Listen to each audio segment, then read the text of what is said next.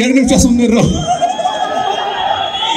ಯಾಕೆ ಅಂದ್ರೆ ನಾನು ದರ್ಶನ್ ಸರ್ ಬಗ್ಗೆ ಮಾತಾಡ್ಬೇಕು 2 ಮಾತು, ಅದನ್ನ ನೀವೆಲ್ಲ ಕೇಳಿಸ್ಕೋಬೇಕು, ಸರ್ರು ಕೇಳಿಸ್ಕೋಬೇಕು. ಓಕೆನಾ? ಅಗ್ರಿನಾ? Okay, done, super.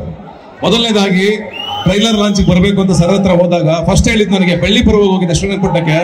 ಊಟ ಮಾಡ್ತಾ ಇರ್ಬೇಕಾದ್ರೆ ಒಂದು ಮಾತು ಕೇಳಿದ್ರು, ಯಾಕೆ ಇರೋ ಮ್ಯಾಟ್ನಿ ಇಂದು ರಿಲೀಸ್ ಮಾಡ್ದಾಗ ಕೂತಿದ್ದೀರಾ, ಫಸ್ಟ್ ರಿಲೀಸ್ ಮಾಡಿ ಸಿನಿಮಾ ಅಂತಂದ್ರು.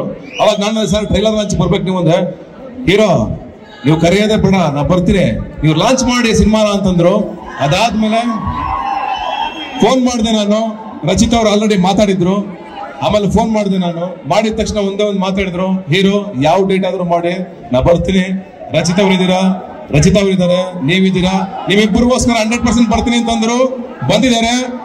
ಅಂಡ್ ಅವರಿಗೆ ನಾವು ಯಾವಾಗಲೂ ಋಣಿಯಾಗಿರ್ತೀವಿ ಸದಾ ಕಾಲ. ಬ್ಯೂಟಿಫುಲ್ ಮನಸ್ಸುಗಳನ್ನು ಹಿಡಿದು ಎಲ್ಲಾ ಸಿನಿಮಾಗಳಿಗೂ ನಾವು ಯಾವ ಕರೆದಗಳು ಬರಲ್ಲ ಅಂತಂದಿಲ್ಲ. ಆ ಪ್ರೀತಿ, ಆ ವಿಶ್ವಾಸನ, ಆ ನಂಬಿಕೆನ ಖಂಡಿತವಾಗ್ಲೂ ನಾವು ಉಳಿಸ್ಕೋತೀವಿ. 1-2 ಮಾತು. ರಚಿತಾ ಅವರು ಅಫ್ಕೋರ್ಸ್ ಈ ಸಿನಿಮಾಗೆ ನಾನು ಅವಾಗಲೇ ಹೇಳ್ತಿದ್ದೆ ಕಿರೀಟ ಇದ್ದಂಗೆ ಅಂತ. ಅಂಡ್ ಅತಿಥಿ ಪ್ರಭುದೇವ್ ಅವರು, ಪೂರ್ಣ ನಾಗ ಮತ್ತೆ ಪೂರ್ಣ, ಶಿವರಾಜ್ ಕೇರ್ಪೇಟೆ, ಅಂಡ್ ಮಂಜಣ್ಣ, ಮತ್ತೆ ನಮ್ಮ ಚಂದನ್ ಸುರೇಶ್ ಅವರು, ಹಾಗೇನೆ ಇಡೀ ಮೀಡಿಯಾ, ಆನಂದ್ ಆಡಿಯೋ ಎಲ್ಲರನ್ನು ನೆನೆಸ್ಕೋತೀನಿ ಈ ಸಂದರ್ಭದಲ್ಲಿ. ಹಾಗೆ ಸ್ಪೆಷಲ್ ಗೆಸ್ಟ್ ಆಗಿ ಬಂದಿರೋ ನಮ್ಮ ಧನಂಜಯ ಗೆಳೆಯ, ಯಾವಾಗಲೂ ನನ್ನ ಜೊತೆಗೆ ನಿಂತಿರ್ತಾನೆ ಬೆನ್ನೆಲುಬಾಗಿ, ಅವನು ಕೂಡ ಸ್ಪೆಷಲ್ ಥ್ಯಾಂಕ್ಸ್.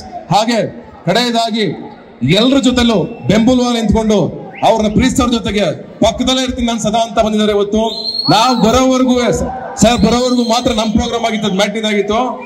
ಸರ್ ಬಂದ್ಮೇಲೆ ಅದು ಪ್ರೋಗ್ರಾಮು ಡಿ ಬಾಸ್ ಪ್ರೋಗ್ರಾಮ್ ಆಗಿದ್ದು. ಅದಾಗ್ಲಿ ಸಂತೋಷ.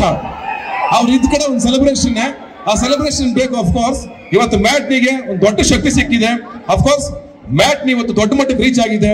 ಅವ್ರು ಬಂದಿದ್ರಿಂದ ಅದು ನಿಜ, ಅದು ಅದನ್ನ ಸುಳ್ಳಲ್ಲ, ಅದನ್ನ ಒಪ್ಕೋಬೇಕು, ಪ್ರೀತಿಯಿಂದ ಅಕ್ಸೆಪ್ಟ್ ಮಾಡ್ಕೋಬೇಕು. ಥ್ಯಾಂಕ್ ಯು ಸರ್ ಬಂದಿದ್ದಕ್ಕೆ. Thank you so much.